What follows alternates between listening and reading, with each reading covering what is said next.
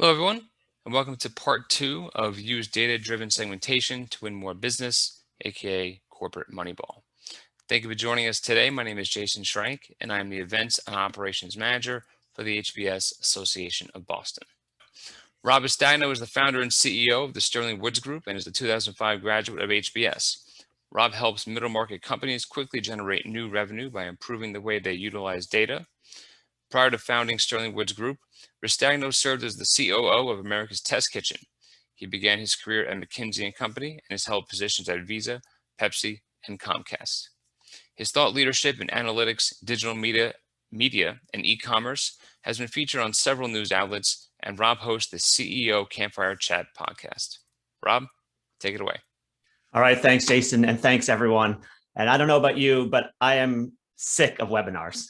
For the last 14 months, my life has been one long Zoom call and webinars. So my promise to you today is this is not going to feel like yet another webinar. In fact, we actually build it as a workshop, and I'm happy to say that we were able to get a small, intimate number of people here so that we could have some lively discussions. So I'd like to get your feedback on some of the ideas I'll be presenting today, and of course, happy to answer any questions. So as Jason mentioned, we encourage you to leave your camera on so we can get to know each other a little bit. If you haven't had your coffee quite yet and need a few minutes before doing so, that's fine too. But what are we going to do today? We're going to examine what causes growth initiatives to fail. It's so frustrating. We get all excited about new ideas, new products, new marketing strategies, new sales ideas, only to have them fall flat sometimes. So we're going to look at what causes things to not go as we hoped. But more importantly, we're then going to talk about 3 things we need to do to make sure that we're placing our bets in exactly the right areas. So let's kick things off today. Jason, if you don't mind throwing up poll number 1, just to kind of break the ice here a little bit. It's actually more of a pop quiz. Which department uses data the least often when making business decisions? So just take a guess here as to what you think is the department, the function within organizations. This is according to a survey done by Talent. And let's see how we do here.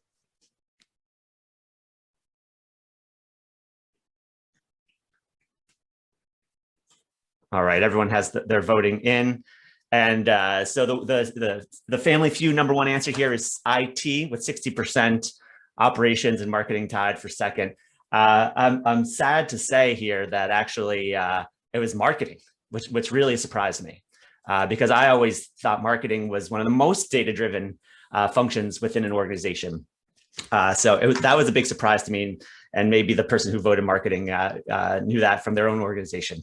But kind of somewhat maybe coincidentally, there was just a Wall Street Journal article a week or so ago about how the CMO is the most fired position in the C-suite, that the average tenure of a CMO is only 25 months. Or actually median is 25 months, which is barely over 2 years.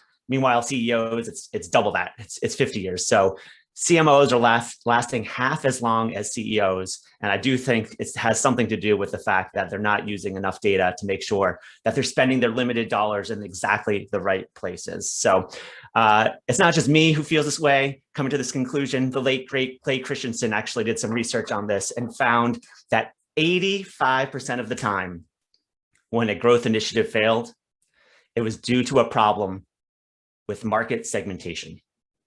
So that's what we're going to explore today, is why aren't we getting market segmentation exactly right, and what can we do about it so that we're confidently putting our sales, marketing, product development dollars in the exact right places, and we're maximizing our odds of success. So as I mentioned, I don't want this to feel like a standard webinar, so there's no PowerPoint slides. But we do have a workbook if people are interested in following along. So Jason, if you don't mind posting in the chat field the PDF of the workbook. And people feel free to download that and follow it along. I'll share screen when relevant. But let's explore a little bit. Let me just see how I'll wait for Jason to post the file. Oh, there it is. All right. So what are some reasons? What's going on here? As I said, 85% of the time, when there's a problem with a growth initiative, it's due to an issue with market segmentation.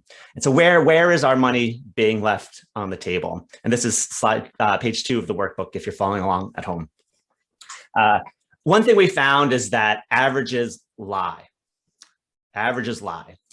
I was just on, anyone here familiar with ACG? It's a middle market networking organization. I was just at an ACG event last week, and the presenter started with some slides. There's a lot of private equity people in the audience.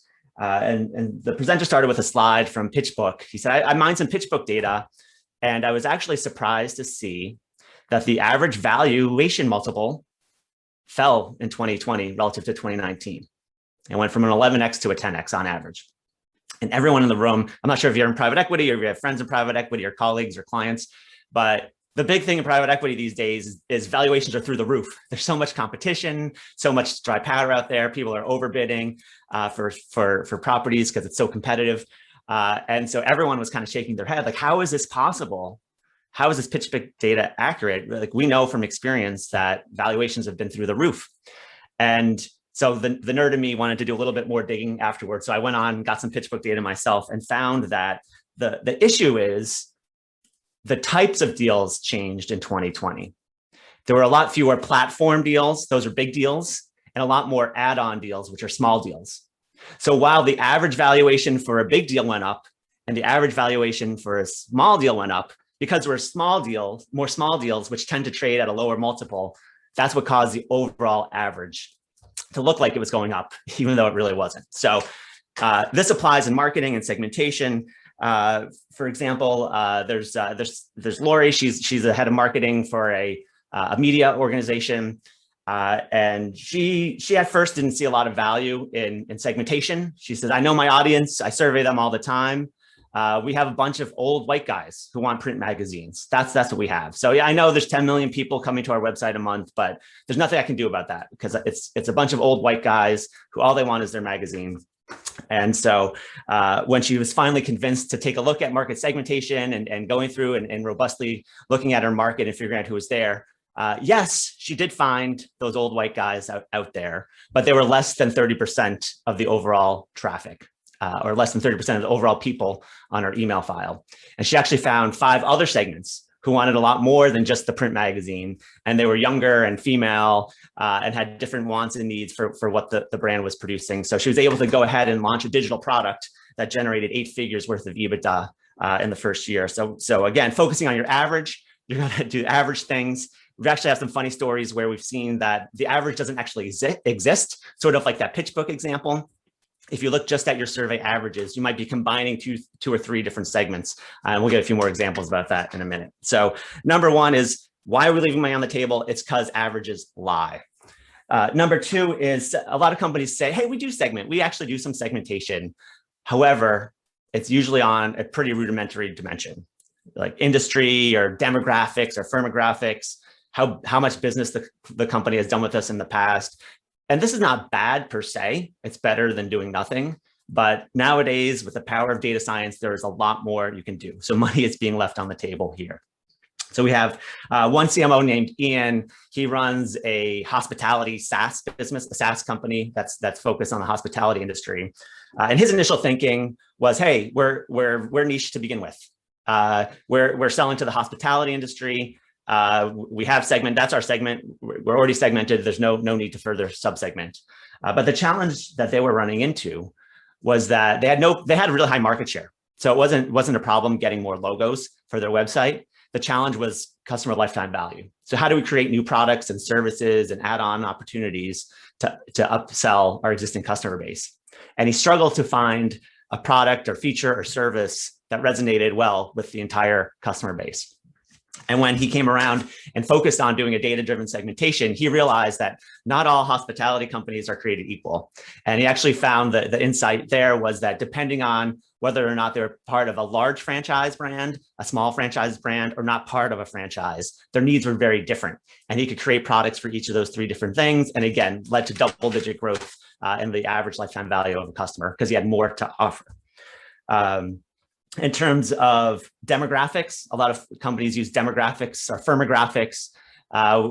There's Mike, who's a CMO of a business services company, and he was confident. Look, we know who our target customer is. It's the CEO of a $500 to $500 million company. And so for those of you in the audience, you know that that's nice. Again, it's not targeting the Fortune 50 companies. There's some segmentation there, but a $5 million a year CEO is very different than a $500 million a year CEO needs and problems are totally different. And frankly, even let's just focus in, let's say 5 million revenue CEOs, those are very different too. Could it be an entrepreneur who's just starting their journey to scaling? Could it be a family-owned business that's just a sleepy family business?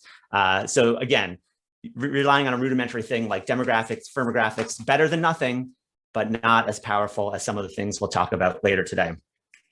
And the third thing we see that's more of a rudimentary dimension is prior transaction volume. And I get the fact that we want to take the best care of our very best customers, our biggest customers. But we saw with Pam, who's in the organic meat distribution industry, that she was very much focused on her top 5 customers all the time. Let's do all we can with the top 5 customers. Well, you probably know how this ends. 2 of them merged, so now she's down to 4 customers, and one of them canceled their contract and went somewhere else. So now she went quickly in 1 year from 5 customers to 3, and that's a big problem. So she had thought a little bit more about the different types of segments in her customer base or in her market. She could have had a more diversified offering and not been so concentrated on a small customer base. So that's the second problem. Why money is being left on the table is we're not segmenting on advanced dimensions. The third thing that we see a lot is companies who make up their segments kind of off the top of their head. And in the boardroom, usually you're redoing your website and your marketing agency says, "Hey, let's come up with personas. We need to have personas. Here's a template. Come up with 3 personas." And people, you can do that. It's fun. It's a fun activity, and you're probably directionally somewhat accurate. But we found that that's not as powerful as it could be just making it up in a conference room. So Pete, a CMO of a professional services firm, shared that they did exactly this. They needed to do a website. They needed to come up with their personas. They actually came up with 7 personas made up off the top of their head. And his challenge now is he has a really hard time justifying the ROI of his marketing budget. So he feels a little bit like he's on an island because he's having a hard time really knowing how to direct his marketing spend because the segments aren't really working. It doesn't really have any impact on the bottom line. They're not useful because they're not grounded in data. They're grounded in anecdotes and opinions. The fourth area that we're leaving money on the table is that segments are sometimes based on legacy thinking. And usually how a company evolves is the founder, he or she had a problem in their own life to begin with. They created this company, this product, this service to solve that problem. And that was a great way to get product market fit and to get out of the box and start growing a business. But as the company's trying to scale, you have to focus on people who are not exactly like the founder. And there's a lot of urban legend and lore within the organization. Here's our customer. And it usually was the customer that got us out of the box. But we need to look for more customer types and be a little bit more refined with our segmentation as we're trying to scale our business. So Nancy is the CEO. She was the first professional CEO for a healthcare SaaS company. And she came in and saw what the founder did and was very excited about what he was able to accomplish, but realized for her to scale the business that she needed to think about other segments and look at things kind of beyond what the initial segment was in the healthcare space. And the fifth reason why we're leaving money on the table, for those people who joined a couple minutes after we started, this is page 2 of the handout that's posted in the chat channel, is that people do the segmentation, but they don't do anything with it. And I used to work at McKinsey, and we would happily charge $3 million for a segmentation project. It would take 4 to 6 months. It was a lot of fun. It was my favorite type of project to do. We'd have an awesome session, a progress review with the client at the very end. We get everyone excited about the segments. We'd name them. We'd play games to internalize them. We'd hand over a 100-page PowerPoint deck with some fancy charts and graphs that we had professionally designed. And then I would call up the client 6 months later, just say, "Hey, how's that segmentation doing?" They would say, "Well, it was an interesting activity and I learned something about it, but I can't really tell you how it's impacted the business or not." So one key thing that we're going to talk about is once we do our segmentation, how do we make sure that we're taking action on that segmentation? And it's not just a beautiful 100-page PowerPoint presentation that gathers dust after a very nice meeting.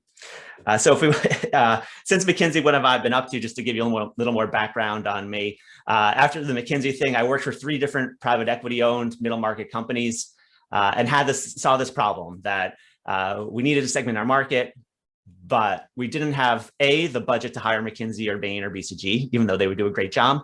And B, even if we could stretch our dollars to get a big project like that, we couldn't necessarily implement some of the recommendations that they would make because they're based on, we had huge clients at McKinsey, Fortune 50, 100 clients. So if you recommend, hey, you need to make a 7-figure investment in a new tech stack, no problem, we can do that.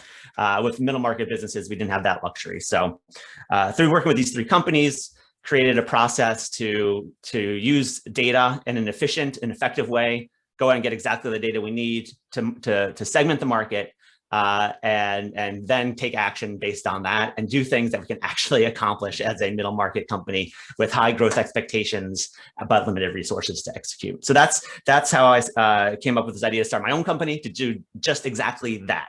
And if you want to look at slide 3, this is the solution that has worked. And that's what we're going to talk about today. And it's 3 phases that we're going to go through. Step 1 is called segment.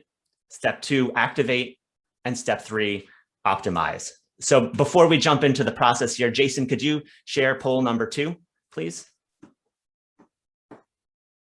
And if everyone could just take a minute, sharing a little bit about how you're thinking about segmentation today within your organization. And if you're a service provider, maybe think about one of your favorite clients and how they're handling segmentation.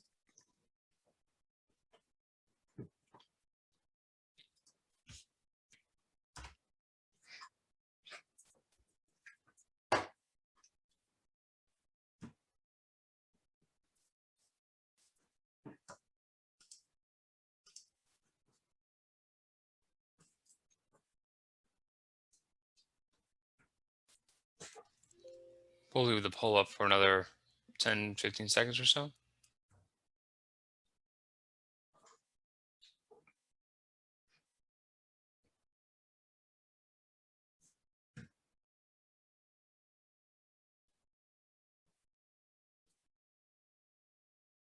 All right, how are we doing here? All right, good to see there's a lot of advanced segmentation going on here that we're looking across a couple of different dimensions, especially those attitudes and psychographics. Those are extremely valuable when we're thinking about segmenting our market.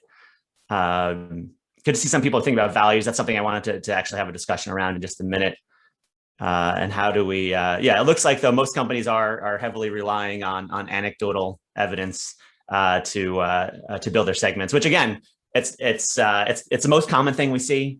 There's nothing wrong with it. It's better than doing nothing, but there's an even better way that we'll talk about today. So thanks for sharing your insights on how you're segmenting today. So let's talk a little bit about these 5 different ways to segment our customer base, our audience. And let me just share one slide here. This is page 4 for those of you who have the workbook downloaded. I think these are all self-explanatory to the audience here, but I do want to talk about a few of them. So demographics, we talked about the issue with the publisher that was focusing on old white guys. Firmographics, we talked about Mike from professional services talking about $500 to $500 million companies. Better than nothing, but we can do a lot more. And so we also want to think a little bit about behaviors. So this is how is the prospect or the customer acting today? What are they doing online? What are they doing offline? What are they doing? How are they engaging with your brand, with your emails, with your website, with your offline marketing opportunities? Just really kind of think about how they're behaving. What kind of media do they consume in general, not just related to your brand? Attitudes is really the secret sauce, in my opinion. Attitudes in combination with the other 4, it's really, because what we're getting at here is the motivational hook. What is something that's going to get someone to actually buy from you and stick around and recommend you? And it's really about truly understanding deeply those attitudes. And we're going to get into some exercises in a minute about those. But these are really the most important things, as long as you're also tying it to the other things, because attitudes by themselves are difficult to measure in a vacuum. So you can easily collect demographics, firmographics. You could use tracking on your website to measure behaviors. But attitudes, we'll talk a little bit about how we tie that all in together. The new one, if I presented this to you last year, it only had 4 bubbles. Values is a new one that we've stumbled upon, and I hope that we can have some volunteers from the audience share a little bit about their values. But what we found for our company is that the very best work happens when we find clients that share our values. And I think it's something that is not really, I haven't seen much written about this, or I didn't learn about it at HBS, but I'm kind of curious if any other people want to share. So for us, some of our key values are intellectual curiosity. So we really like problem solving and just getting to the bottom of the matter. This kind of hybrid teacher learner. We're teachers, but we're also learners. So we like teaching people things, but we also like learning from others. And just being kind. So it's nice to be important, but it's more important to be nice is one of our mantras. And we find when we can find clients that meet these values, instead of getting just an A, we get an A+. And I'm curious if someone else on the line, and Jason can unmute you if you raise your hand, but does someone else want to share a similar story and see if there's a there? I'm Parmalee and Eastman, and I do consulting, but I do work with one client that is looking at segmentation, and one of the key values for their customers is sustainability, clean, green, lifestyle. This is a consumer product, but the point is that so far it looks like the best customers are ones who have that value, because the product fits very well into that kind of lifestyle. Yeah, great. So somebody may buy it at a single time, but the regular customers are ones who look at that value. And they really care about the sustainability. Yeah, excellent. That's right. Perfect example. That's I think. So the others fit into it, and you can see where some of the demographics will drive someone in their, say, family. Then they may care more about clean, green when they've got children. Yeah. So it ties together, but that's a key value. Excellent. Yeah. Anyone else want to share how their company values when they're aligned with shareholder values or stakeholders or customer values? Any other examples? All right. Well, thanks, Parmalee, for sharing that. Excellent. All right. So let's, what I encourage you to do as a management team, take this worksheet back and really think about, have the discussion. And remember, averages lie. So you're going to have different segments in your customer base, and really force you to think through, this is, I would call this hypothesis generation. Think through really who are our very best segments. Like, what are our top 3 types of customers? Who do we think we are from our own looking at data that we've maybe seen in reports or other research projects we've run, or just meeting customers? Just really force yourself to think through answering all 5 of these things and seeing where they're definitely your best customers. While I highly recommend that activity, it will help you improve the accuracy of your segmentation. But what we found is if you don't go through a formal market research project to validate it, there will be some misses, some blind spots, some potential segments that maybe you didn't realize existed, or maybe unfortunately some urban lure that we think this is a good segment, but when we actually look at the data, they're not very good. So the way that you can overcome that hurdle, one is, of course, start with this process to generate the hypotheses, but you have to go talk to your very best customers to figure out if you were right or if you're missing anything. And so we highly recommend going through a proper market research engagement with customer interviews, in-depth interviews conducted by a professional market researcher. Then follow that up with a quantitative survey, because that's where you're going to get a lot of this data that's going to help you segment.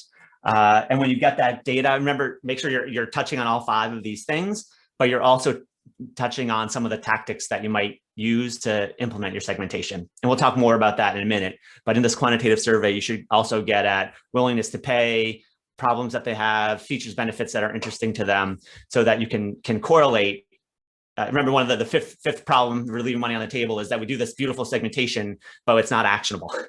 So you need to make sure you're incorporating those types of questions into your survey.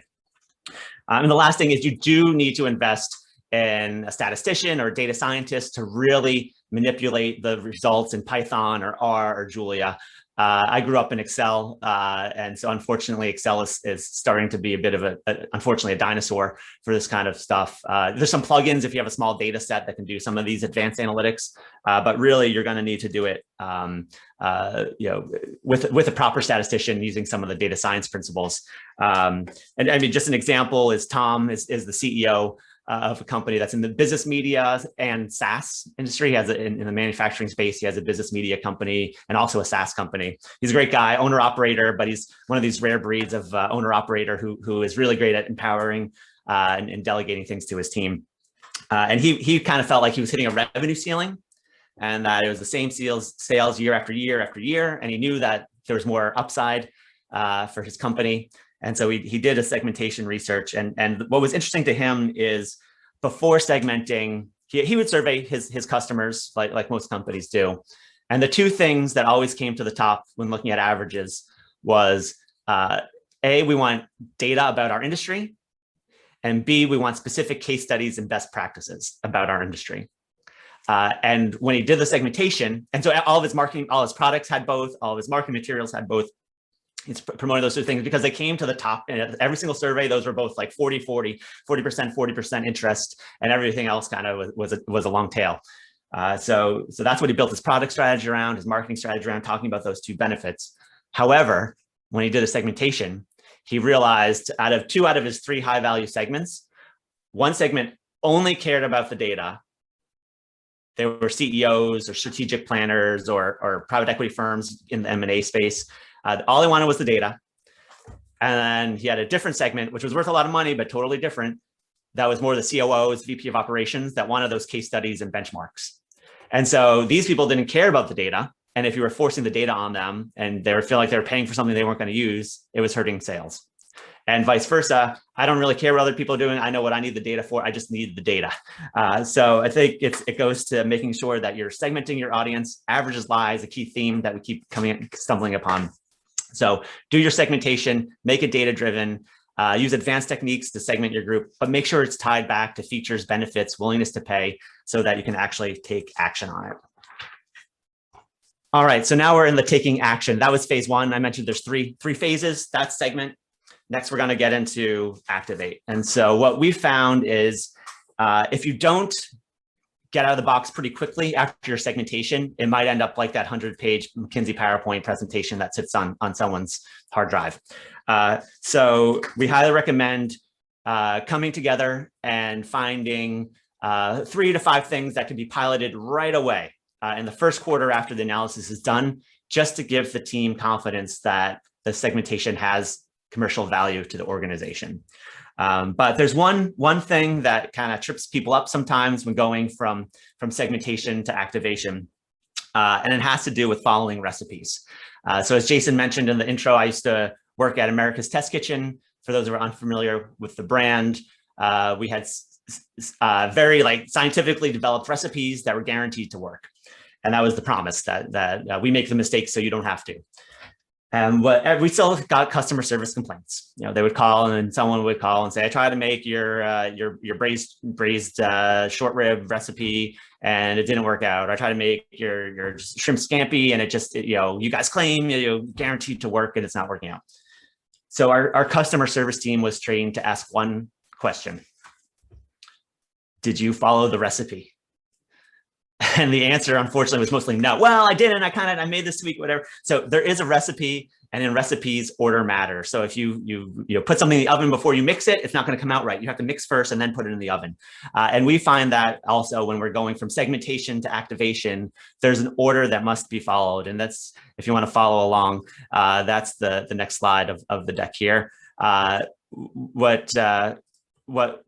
drives me crazy actually about most webinars and conferences that I go to is 80% of the content is on tactics.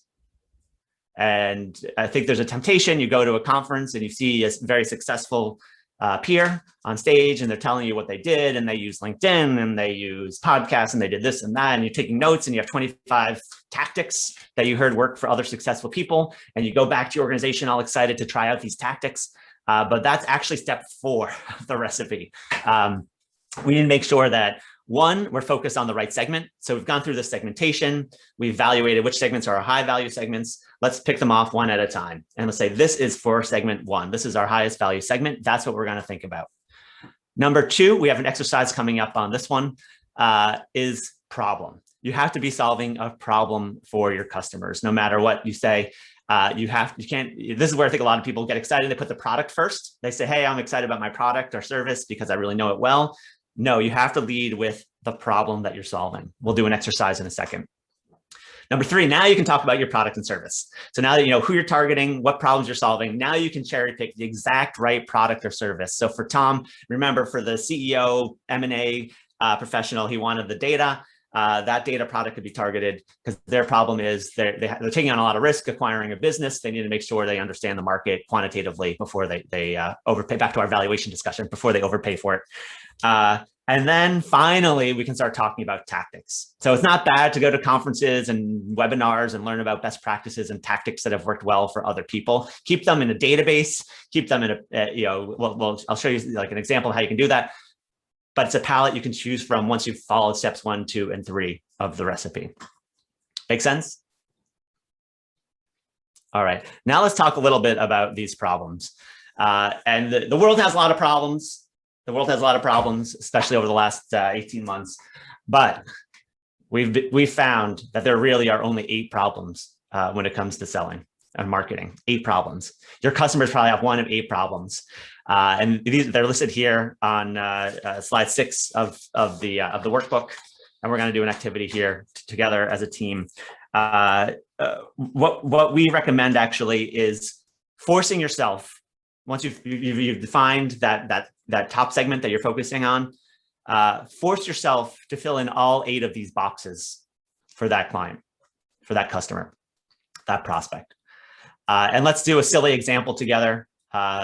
Let's take Rolex watches. So let's pretend we're the CMO of Rolex, and we want to figure out how to fill out these 8 boxes for a watch. And at first you might say, some of these boxes, how can Rolex make any sense? Well, for example, more money. How does a Rolex help me make more money? I mean, it's costing me money. But you could argue, well, if you're a salesperson and you show up to a sales meeting wearing a Rolex, that's going to signal that you're successful and you're going to increase the odds of closing your deal. And therefore, that's how Rolex can make you more money. It's a bit of a stretch, but the point is you can do this for all 8 boxes. More time. How can a Rolex save you more time? Well, maybe it just can help you. Same thing. Close deals faster because you have more confidence. You're not only making more deals, you're closing them faster and saving time. More recognition. I think this is an easy one. People want to feel recognized or important or unique or special. If I'm walking around with a Rolex watch, people are going to think I'm pretty special. I have a cheap Fitbit, so I'm not in this target segment.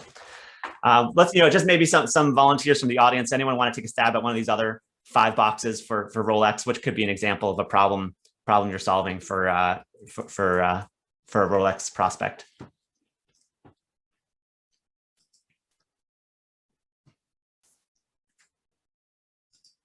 Anyone want to raise their hand so Jason can unmute you?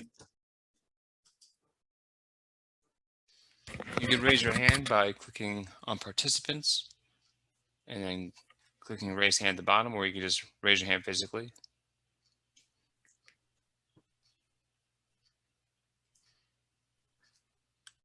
All right, I'll let you all off the hook then, I guess, if there's no volunteers. But for example, for more community, Rolex, you see someone else with a Rolex, you have a Rolex. Hey, we're kind of in the same club. More certainty, it's going to work. It's not going to break. It's going to give you the right time. It's not going to give you the wrong time. It's going to make sure that it lasts forever. More excitement. I mean, how cool is it opening that box and seeing an expensive piece of jewelry there? More personal growth. This is a little bit of a stretch again, but maybe like in researching your watch, you're learning a lot about researching the watch industry and the different brands and kind of, that's interesting. And that's the history of Rolex. And more contribution. Well, maybe you could buy a Rolex and offer it at a charity auction. It would be a great prize if you have the means to do so, to donate a Rolex watch that can be auctioned off and raise money for charity. So Rolex is a silly example, but I wanted to prove to you that you can do this. You can fill out all 8 boxes no matter what you are. Now, you don't necessarily have to promote all 8 problems. It's just an exercise to force you to empathize with your very best customers really understand their problems, figure out how you can help solve these issues and make them more money, more time, more recognition, more certainty, more community, more excitement, more personal growth, and more contribution.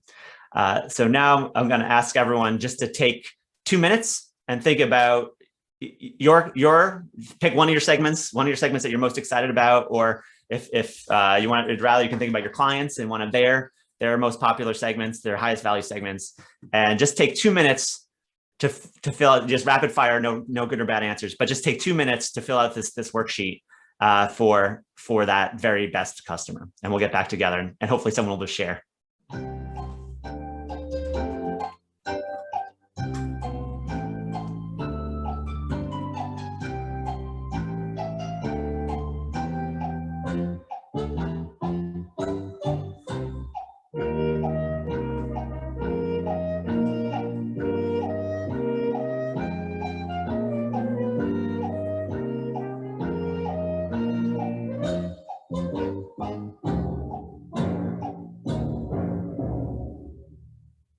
Rob, so I have an interesting example we could use for this. All right, let's hear it, David. The HBS AB community. Perfect. That's a great idea.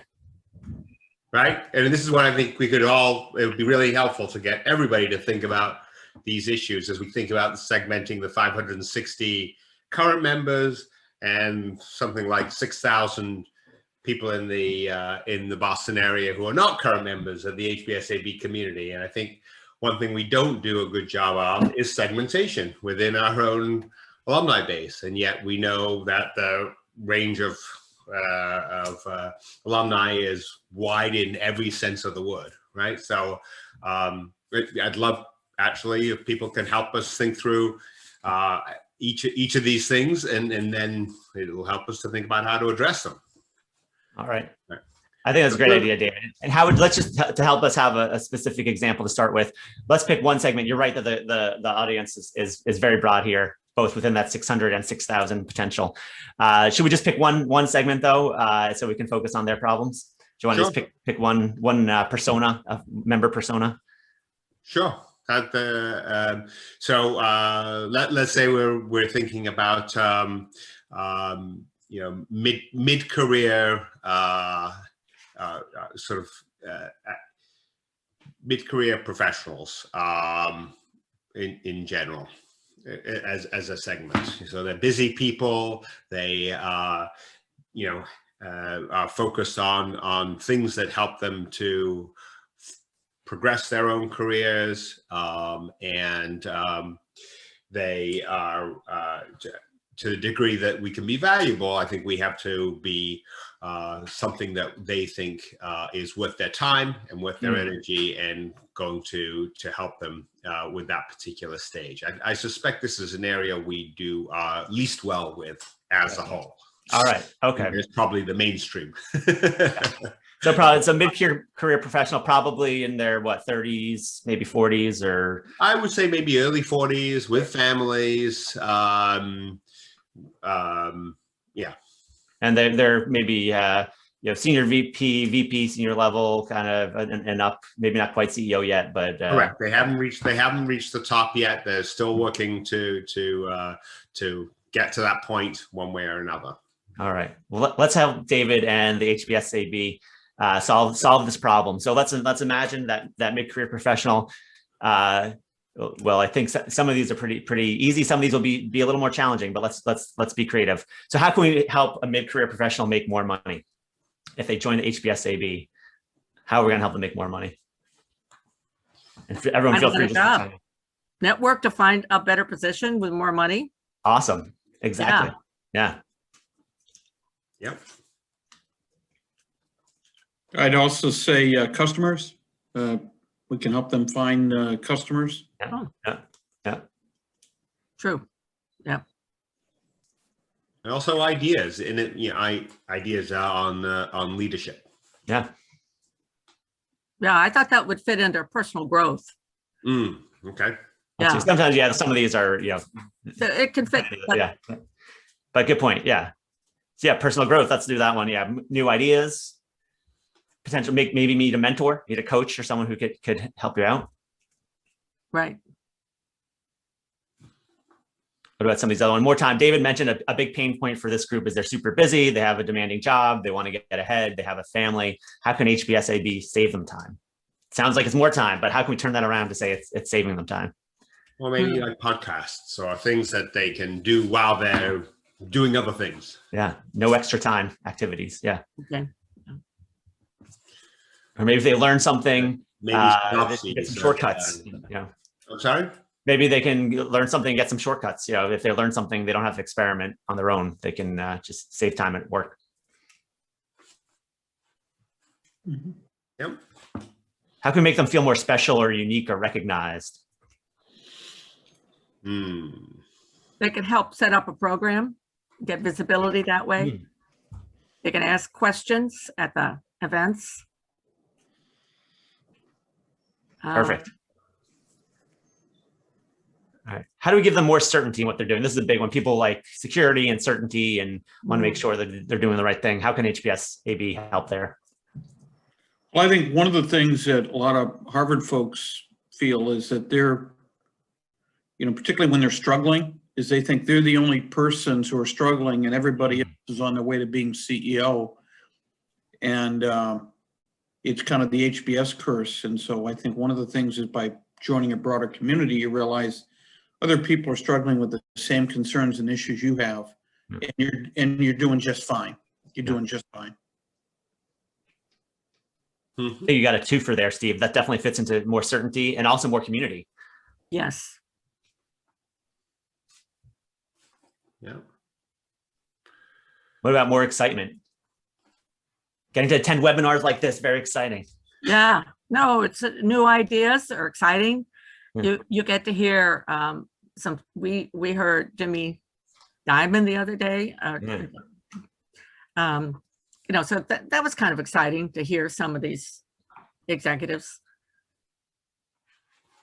I think you also have exposure maybe to new concepts or things that you can in your own career, different peer groups, particularly young alums and so forth that maybe put a little bit more zip in your step, those kind of things. Mm-hmm. And we touched on personal growth, so let's wrap up with more contribution. How can we make them feel like they're contributing to society, helping others? Through volunteering, right? Yeah. HBSAB is a CAP program. Yep. Well, we've also had volunteer days where we go out and work with nonprofits and so forth. So I think one of the things that what we hope to do is to create a platform where it's easy in, easy on, easy off for people to address some of their, some of the problems that are important to them. Also just getting their opinion on things, I think maybe more survey type of things that engage them.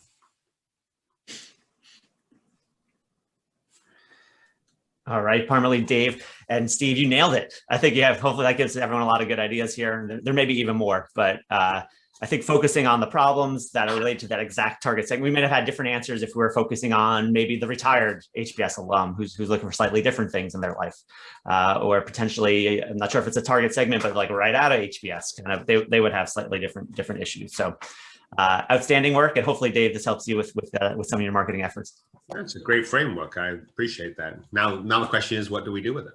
Yeah. I'm sure you're going to tell us. Yeah. Great. So now we can finally, we're talking about what target customer we're talking. I'm going to shut off the slide here. Slide 7, if you want to follow along at home. We've talked about what segment we're focusing on, what problems we're solving. Remember that recipe. The third thing is we figure out, all right, what product or service are we targeting at them? HBSAB has, you have different tiers and different things. You may want to think about different feature sets that can, add some certain things or subtract certain things instead of just kind of having a good, better, best. It could just be, this one is more the young professional membership and has slightly different price points and features and benefits rather than just kind of having a tier, everything's the same. It's just depending on how long you're a member and or how old you are, or how long it's been since graduation. So now that you have figured out what problem to solve with what product or service, we need to figure out what can we do? Now we can finally get into tactics. So slide 7 is just the starter list, but usually things you can do. We have the segment, we have we know what problems that we're solving. This is something we've surveyed, so we have some quantitative justification that these are the things that resonate. Now you can go to slide 7 of the workbook and say, okay, here's a palette of ideas. This is just thought starter. You may have more yourself, but here's a palette of ideas, and run a brainstorming session with your team saying, let's focus on the mid-career professionals. Here are the 8 problems that we're solving with the membership. We're going to tweak the membership offering a little bit so that it really is square on these 8 problems, or at least a subset of those 8 problems. All right, now which of these, where do we have some problems in our funnel? Which of these things do we need to take action on in the short term? And the goal is to figure out what is something we can launch this quarter so that we can really feel the benefit of segmentation over the next 3 months. And one more poll here. I think it's time for poll number 3 here. Jason.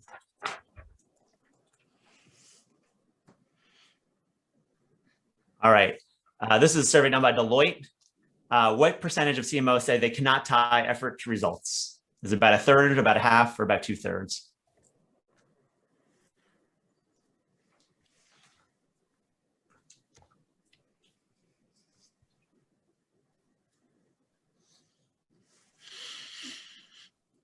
All right.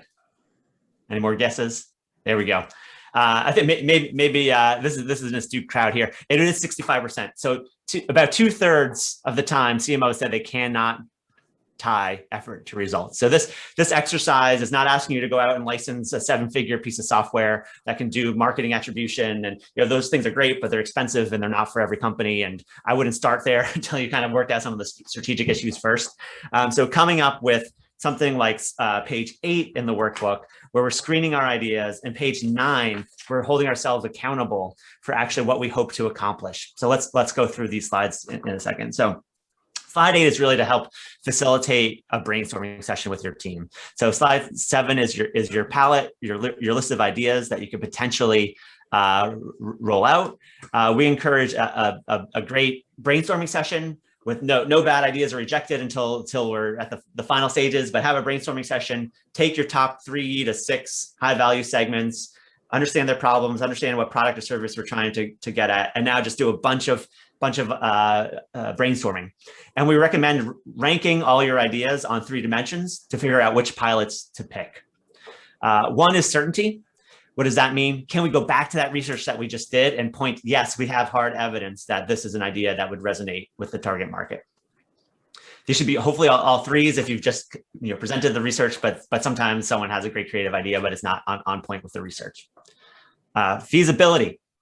Can we actually pull it off? So we met someone named Paul, who had some ideas about how to grow his business, and it involved launching a brand new digital online product, take their offline product and digitize it and sell it online. Amazing idea, lots of evidence that it could work, but Paul had one IT person in his company that was really in charge of managing the website. So it's not to say that you shouldn't do that. That's probably not the best pilot. That's something that you need to put into your strategic planning process. Think about, are you going to work with an agency or a dev shop or hire someone to build this in-house? But it just isn't feasible for a pilot in the next 90 days. And this next one is uniqueness. And there's that old adage, what is it? If you do the same thing and expect different results, that's the definition of insanity. So make sure these are things that you haven't already tried and didn't work out, or just because, back to my complaint about conferences, just because it's a tactic that worked for another firm, it might not be the right tactic for you. So we could look at what the Yale Alumni Association did, and maybe had some success, but they were really trying to get those retired CEOs to join. If our mission is to figure out how to get more of those middle market mid-career executives to join, we're going to have to try things that David suggested, podcasts and online promotions and emails and webinars and things like that, not radio spots, maybe. Okay, so then once you have all these ideas, you rank them, you sort them, and then you agree on your learning agenda. And that is this slide here, slide 9 in your workbook. But really, the most important column is actually the first blank column, the target segment. So try to nail down the 3 to 5 ideas that have the highest scores. You can use the management judgment, there'll be ties. But really, if you can't fill out the first column, then go back to scratch. And as a very extreme case, Garrett is the CEO of a different publishing company.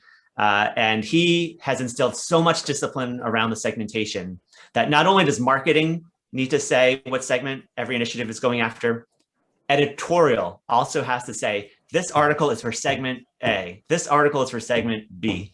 And so if they don't do that, it automatically gets rejected. You actually wrote some software that when you're submitting your article, if you don't fill out that field, it won't let you submit the article.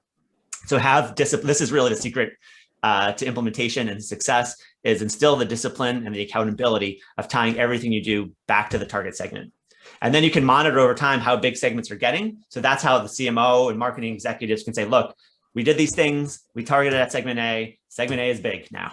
So that's how you can break through that 65% of CMOs who say that they don't really know how to tie back results to investment. One other point I'd like to make on this process are the 3 rightmost columns. I'm not sure if any of you have ever seen Robert Simons present from HBS.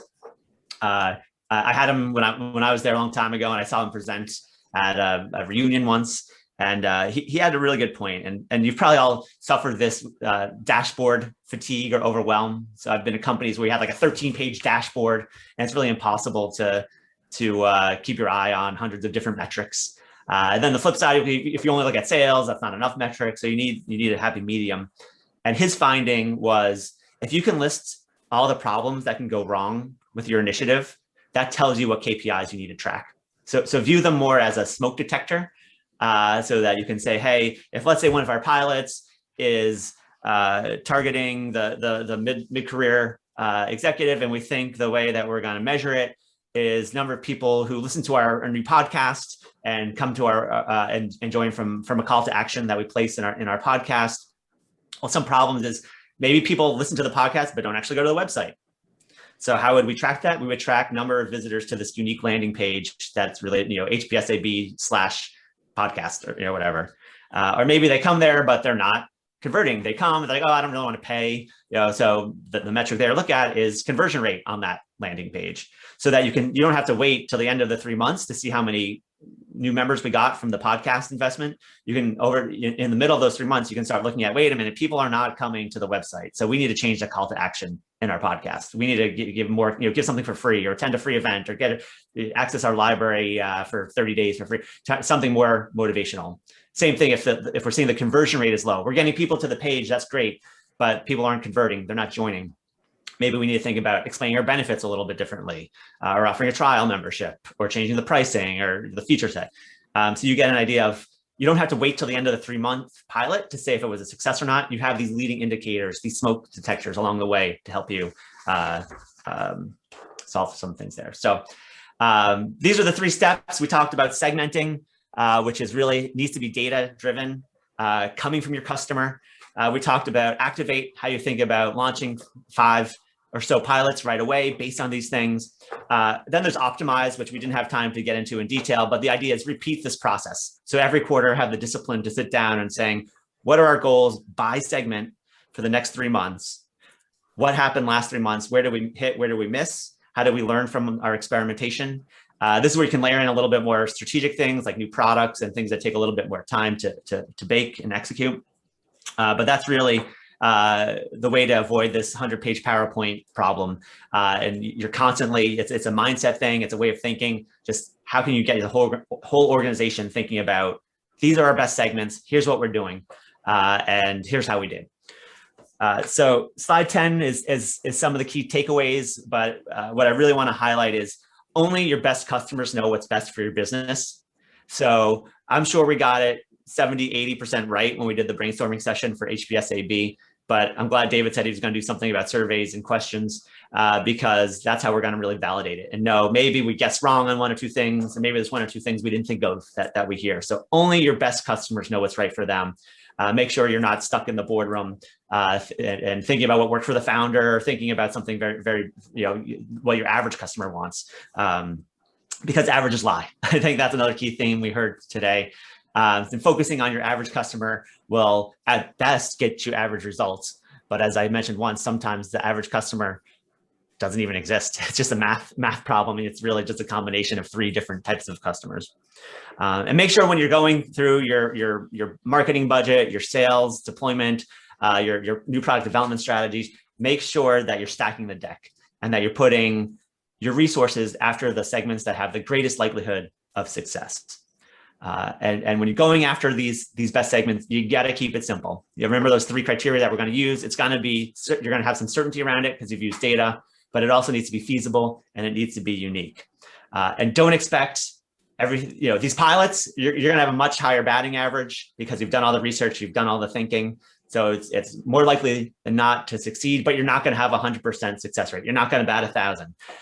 So how can you think about an optimization process where every quarter you're looking at what's working and what's not working and shedding the things that aren't working or learning from them and correcting course, but always trying new things to try to optimize what you've learned from the segmentation. We'll open it up to any final questions or comments, but I did want to make one offer. I appreciate everyone taking the time here. Things are opening up. People are out and about. It's almost summer. It's early in the morning. So I appreciate everyone's participation and engagement. And so my offer is if you thought a webinar like this or workshop like this or something similar would be helpful to your company, your management team, or one of your clients' management team, I'm happy to do it on the house. If it was something that was interesting to you, my contact information is in the workbook. You could ask Jason or David as well if you need to get in touch with me. But I appreciate the participation. It's early in the morning. We all have Zoom fatigue for the last 14 months. So I learned a lot, and thank you for sharing about how values resonate with your client base. And with that, I will say thank you and open it up to questions and comments.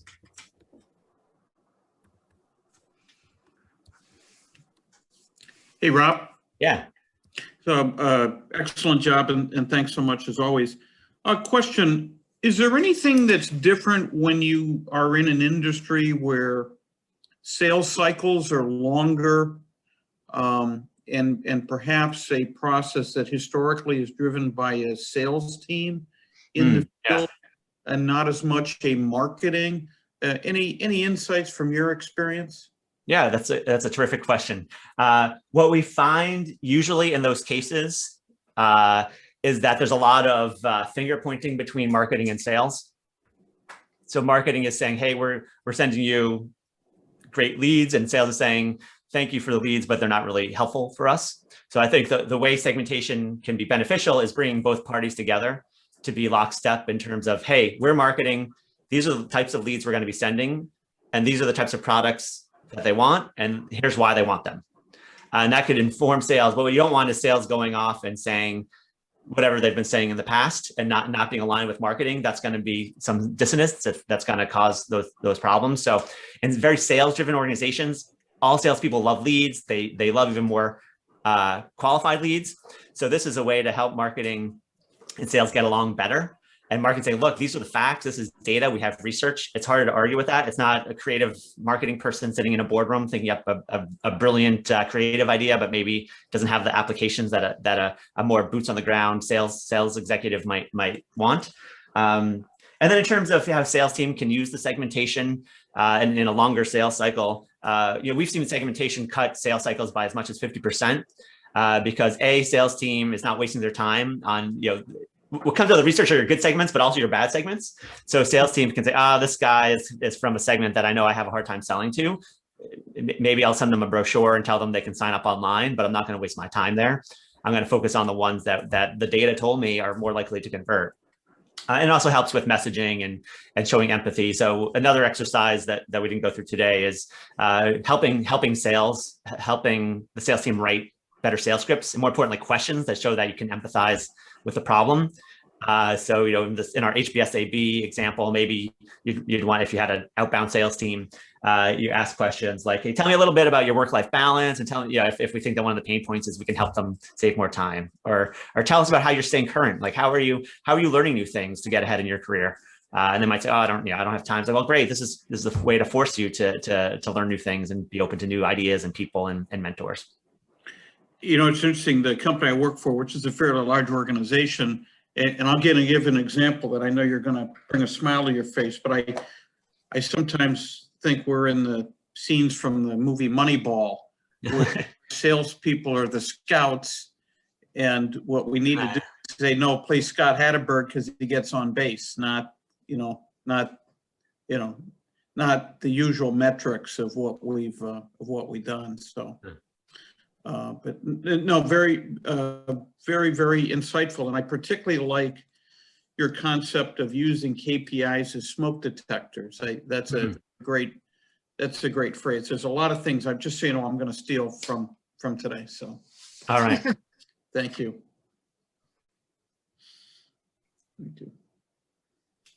Any other questions before we wrap up for the morning?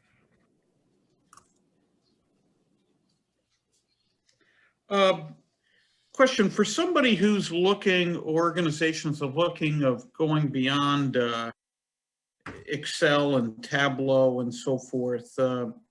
What would you recommend in terms of data science? Is that somebody, do you just really hire new people with the skill sets into an organization, or do you try to upgrade the talents of existing people? Any thoughts about that? Yeah, it's an excellent question, because it's really important to know how to get this done.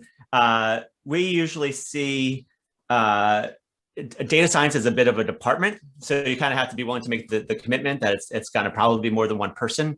If it's just one person, they're going to be spread too thin, and the business owners are going to be complaining that there's too long of a line to get his or her time, and their priorities are going to be stretched.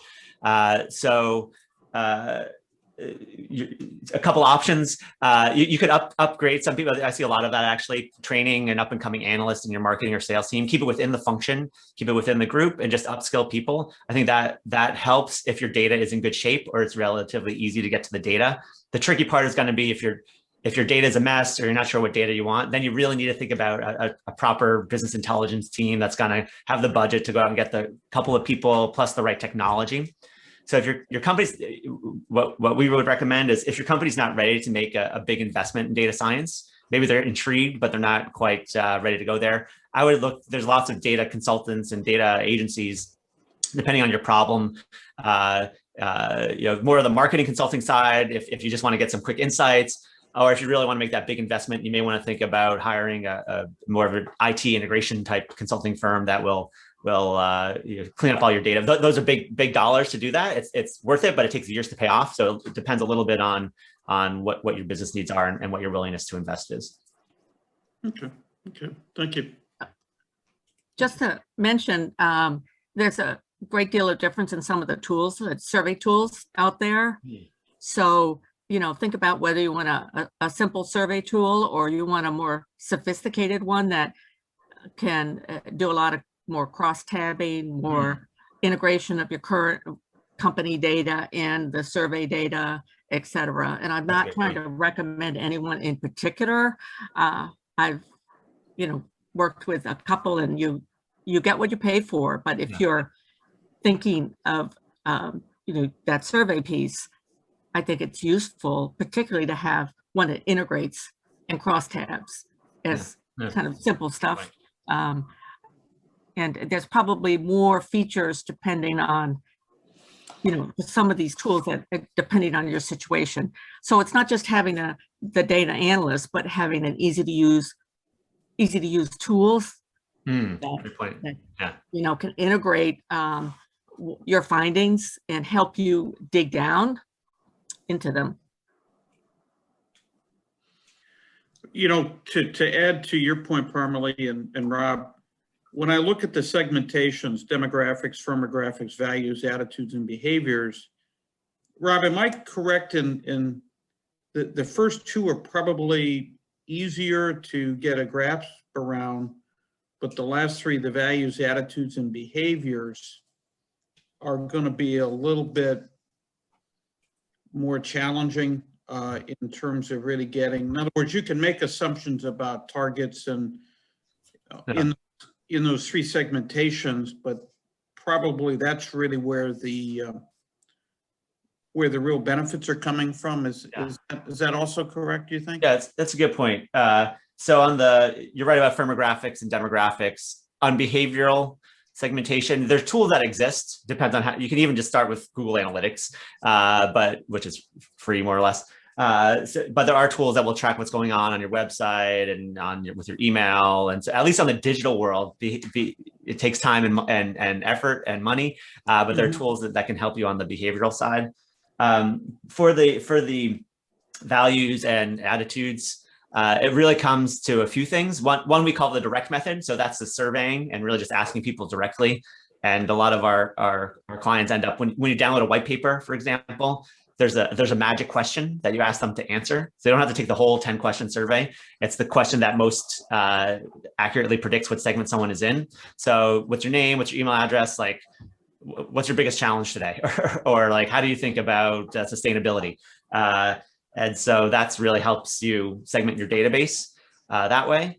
And then the other one is we call the indirect method. And that's based on what types of content they're consuming from you.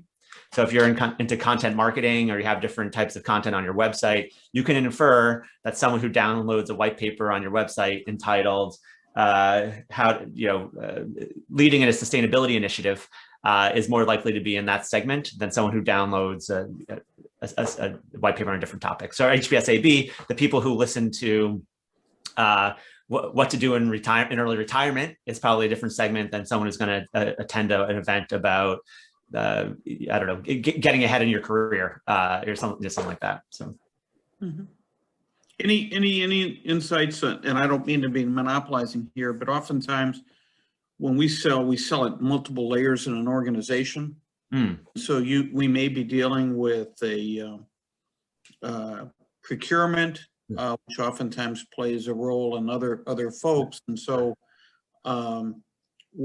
there may be some overarching values, attitudes, and behaviors of the company, but sometimes, just as within any company, departments or individuals may view things in quite a bit different, and which I guess just increases the complexity, as opposed to maybe somebody where you're just dealing with one individual. I don't know. I guess that just makes it more challenging. Any experience in that or any thoughts? Yeah, you really need to do two kinds of segmentation in a complex selling environment. One is a segmentation of the buyer and one is a segmentation of the user. And your product decisions should be based actually on the user. When you're thinking about what features and benefits, you really need to think about the end user and that segmentation. Your sales and marketing team are going to want to understand the ultimate decision maker and what are those 8 problems that they're facing, tying it back to you're helping your team. And this is what we heard from the people actually using it. But you need to invest in both types of segmentation to get that right. If it's a really complex selling environment where the decision maker is completely removed from the end user. A lot of cases, there's a little bit, at least some overlap. So the decision maker is very aware of how the user is using it, and you can get away with just one segmentation. But if there's a very big gap, if you're selling to the CEO and a junior analyst is the one using it, and they never really talk, that's an extreme case. But then you probably need to do two different segmentations. But I think you would also recommend long term of trying to, if you're selling a product to users, is to make sure if they really like what you're doing is that they're obviously influencing internally the buyers. And so they're saying, hey, these folks really like what we're doing for you, that kind of thing. So, yeah. Okay. Well, thanks. Thanks again, Rob. This has been outstanding. So thank you. Yeah, thanks everyone. I really enjoyed all the participation and the comments. And like I said, if you're interested in having this workshop presented to your management team or a client's management team, this is a HBSAB offer for you. Just get in touch with me. My contact information is in the workbook.